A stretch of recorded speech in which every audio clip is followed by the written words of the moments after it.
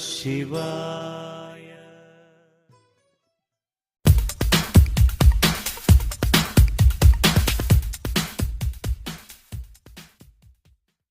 மகாலய அமாவாசையில் செய்ய வேண்டிய தானங்கள். தானம் என்பது தனக்கே இல்லாத நிலை வரும் வரை தருவதாகும். அதுவும் மகாலய அமாவாசை நாளில் செய்யும் சிறு தானமும் நமது முன்னோர்களின் பசியை தீர்த்து அவர்களின் ஆசையை வழங்கக்கூடியது.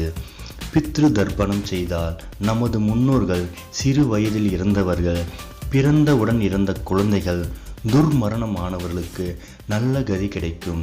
இத்தகைய சிறப்புமிக்க அமாவாசை திருநாளில் தானங்கள் செய்தால் நல்ல பலன்களை அடையலாம்.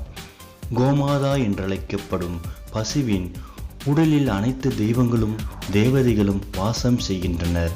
அனைத்து தெய்வங்களுக்கும் மற்றும் தேவதைகளுக்கும் ஒரே நேரத்தில் தானம் செய்ய முடியும். பசுவுக்கு உணவளித்தால் அனைத்து தெய்வங்களுக்கும் தேவதைகளுக்கும் உணவளித்ததற்கு சமம். எனவே இத்தகைய சிறப்புடைய பசுவிற்கு தங்களால் இயன்ற அளவு உணவை அளிக்கவும். பசுவிற்கு உணவளிப்பதன் மூலம் தானத்துக்குரிய எல்லா பலன்களையும் பெற முடியும். கன்றுடன் கூடிய பசுவிற்கு தானம் அளித்தல் மிகவும் நல்லது. பசுவிற்கு ஒரு கட்டு அருகம்புல் அளிக்கலாம். ஒரு கட்டு அகத்திக்கீரையை உணவாக அளிக்கலாம். பழங்களில் வாழைப்பழமே மிகச்சிறந்தது. 6 மஞ்சள் வாழைப்பழங்களை பசுவிற்கு உணவாக அளிக்கலாம். அரிசியும் வெல்லமும் கலந்து ஒரு பாத்திரத்தில் பசுவிற்கு உணவாக அளிக்கலாம்.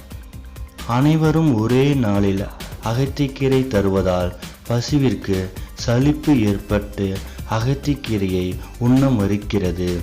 எனவே அகத்திக்கீரைக்கு பதிலாக கோதுமை தவிடு, அரிசி தவிடு, புண்ணாக்கு போன்றவற்றையும் அமாவாசை அன்று தானமாக செய்யலாம்.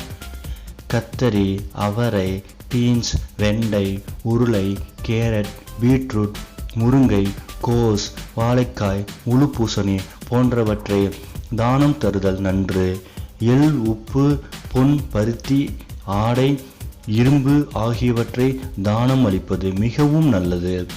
தானம் பெற வருபவரை மிகுந்த மரியாதையுடன் நடத்தி தானமளிக்க வேண்டும். அமாவாசை நாளில் பசுவிற்கு உணவளித்தால் நமது கர்ம வினைகளை போக்கிக் கொள்ள முடியும். எந்தெந்த பொருட்களை தானம் செய்தால் என்ன பலன் கிடைக்கும்? அன்னம், வறுமையும் கடன் தொல்லைகளும் நீங்கும். தேன், புத்திர பாக்கியம் உண்டாகும். தீபம், கண் பார்வை தெளிவடையும். அரிசி, நமக்கு தெரிந்தும் தெரியாமலும் செய்த பாவங்களை போக்கும். நெய், நாட்பட்ட தீராத நோய்களை போக்கும். பால், துயரம் நீங்கும். பழங்கள், புத்தியும் சித்தியும் உண்டாகும். தேங்காய், நினைத்த காரியம் நிறைவேறும். நெல்லிக்கனி, ஞானம் உண்டாகும். பூமி தானம், ஈஸ்வர தரிசனம் கிடைக்கும். அமாவாசை நாளில் பசுவிற்கு உணவளித்தல் என்பது நம் பித்ருக்களையும் மகிழ்விக்கும். நம் பித்ருக்களும் மகிழ்ச்சி அடைந்து அவர்களின் ஆசிகளும் கிடைக்கும். நமது குலம் தலைக்கும்.